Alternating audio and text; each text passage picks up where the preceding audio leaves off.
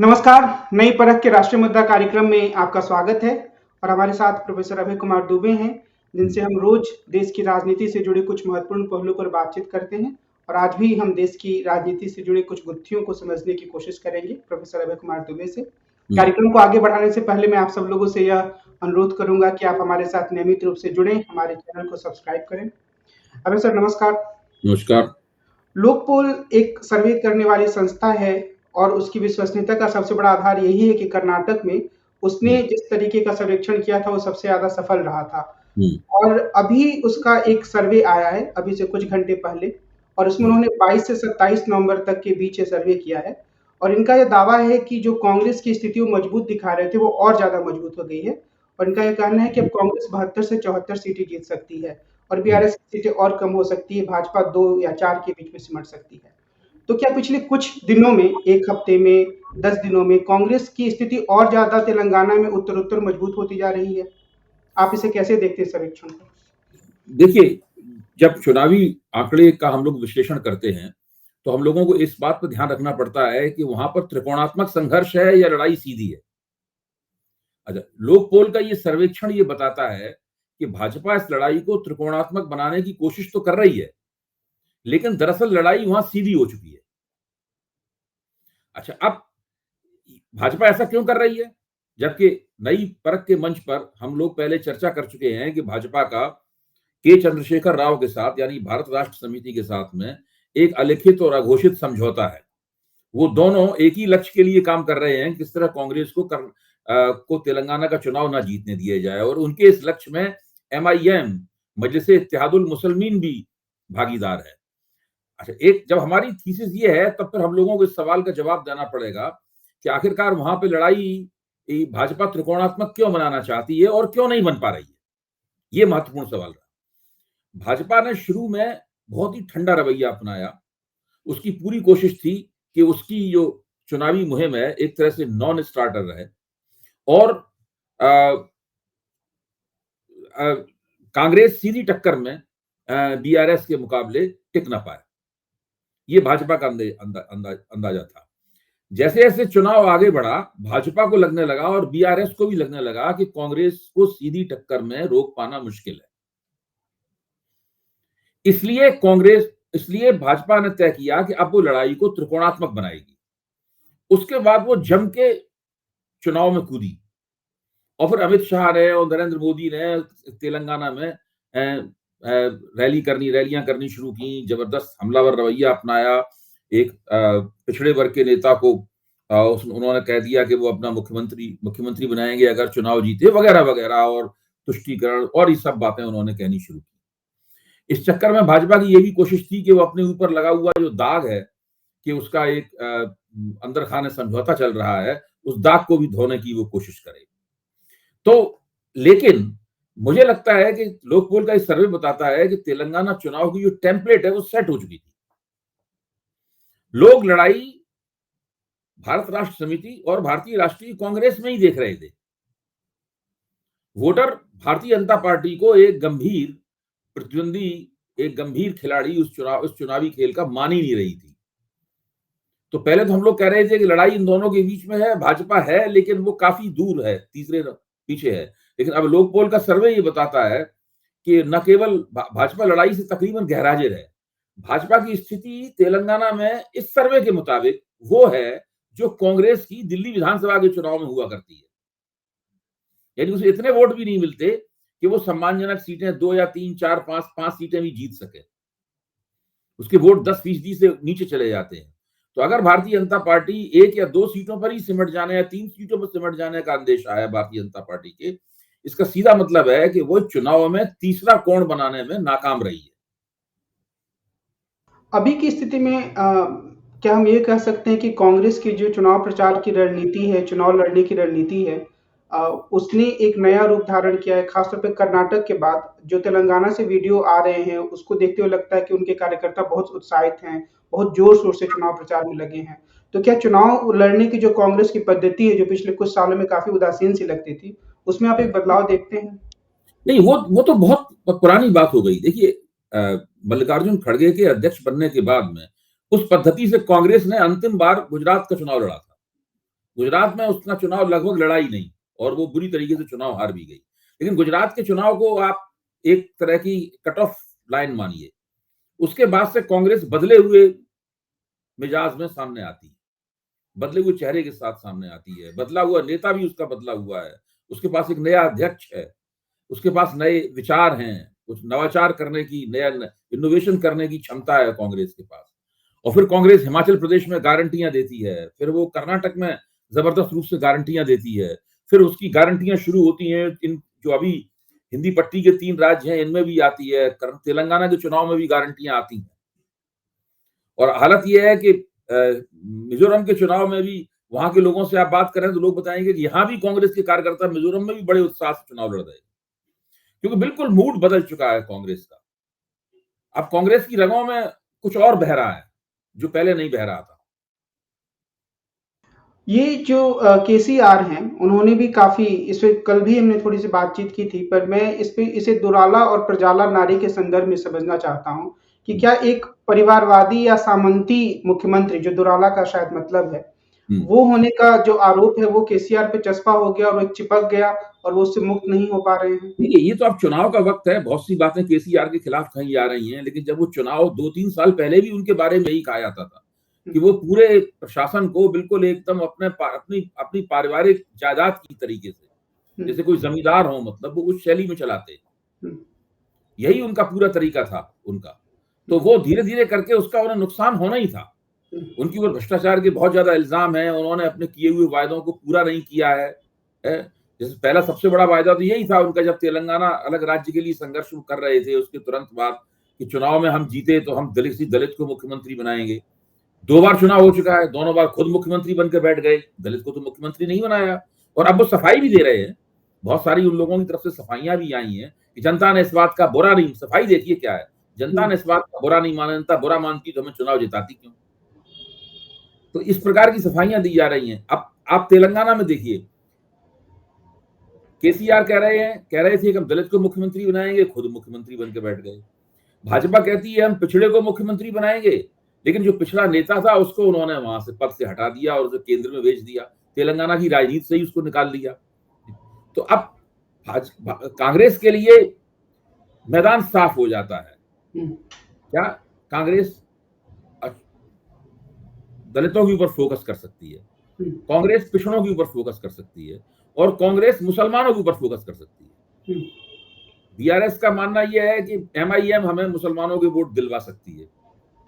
कुछ तो मुसलमानों के वोट एमआईएम को बीआरएस को पहले भी मिलते रहे हैं, तो एमआईएम भी दिलवा सकती है वोट। एमआईएम उन 9 सीटों में जहां उनके उम्मीदवार लड़ रहे हैं उससे बाहर वो बीआरएस का ही प्रचार कर रही है। खुद जो असदुद्दीन ओवैसी हैं उनको मामू कहते हैं, वो खुद कल ही अपने वक्तव्य में कह रहे थे कि जमीन से मेरा तजुर्बा कहता है कि जमीन पर हम हैं और मामू हैं, उसके अलावा कोई है नहीं जमीन पर।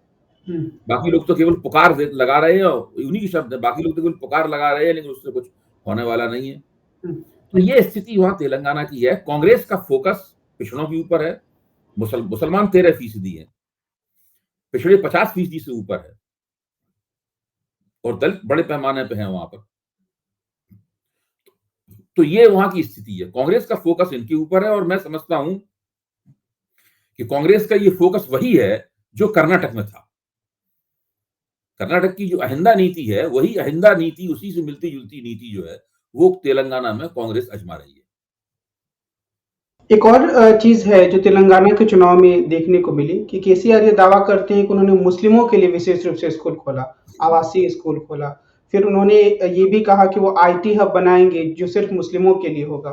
तो क्या ये एक तरीके की खुली सांप्रदायिक राजनीति है जो बाद के बड़े चुनावों में विपक्ष के गले में हड्डी बन सकती है?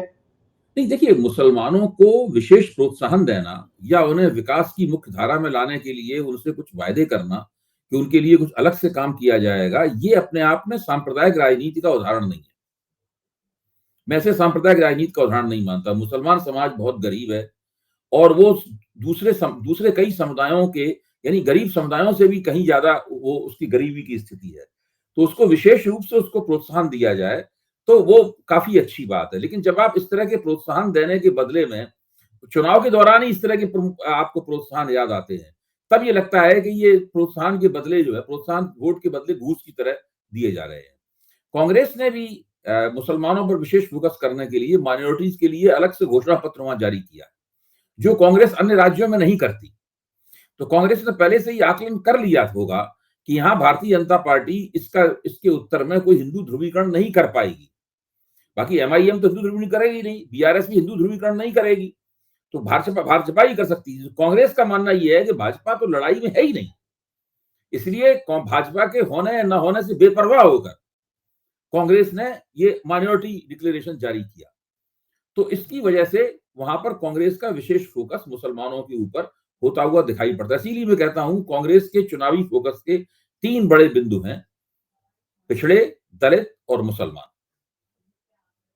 लेकिन जो भारतीय जनता पार्टी है, अगर वो तेलंगाना में ध्रुवीकरण नहीं कर पाती है, शायद कर्नाटका में भी वो काफी असफल ही रही, तो उसका कारण हम क्या मान सकते हैं? क्या समाज, उत्तरी भारत के समाज और दक्षिण भारत के समाज की प्रकृति में कोई विशेष अंतर है, या भाजपा का संगठन कमजोर है? नहीं, कहाँ दिल्ली तो उत्तर भारत है, दिल्ली में कहाँ वो ध्रुवीकरण कर पाती है?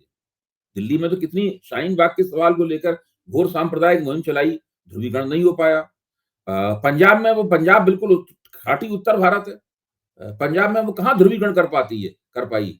वो तो जो उसके प्रभाव वाले जो हिंदू वोट थे, शहरी व्यापारी, उन्होंने भी आम आदमी पार्टी को पिछले चुनाव में वोट दिया, और उससे पिछले वाले चुनाव में उसने कांग्रेस को वो वोट शिफ्ट कराए थे। तो भाजपा वो तो अल्पसंख्यक विरोधी ध्रुवीकरण तो कर ही नहीं पाती वहां पर।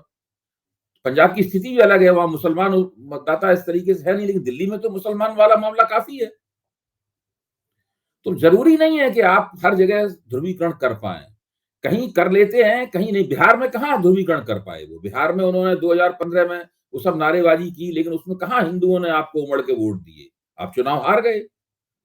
तो ये एक ऐसी स्थिति है, ये जो ध्रुवीकरण का मामला है, ये एक तरह की भीति भी है, मतलब एक तरह का फोबिया भी है, जो भाजपा के आलोचकों को दिखाई पड़ता है। हर जगह लगता है कि भाजपा ऐसा कर लेगी, अरे अरे रुकिए रुकिए, भाजपा ऐसा कर लेगी।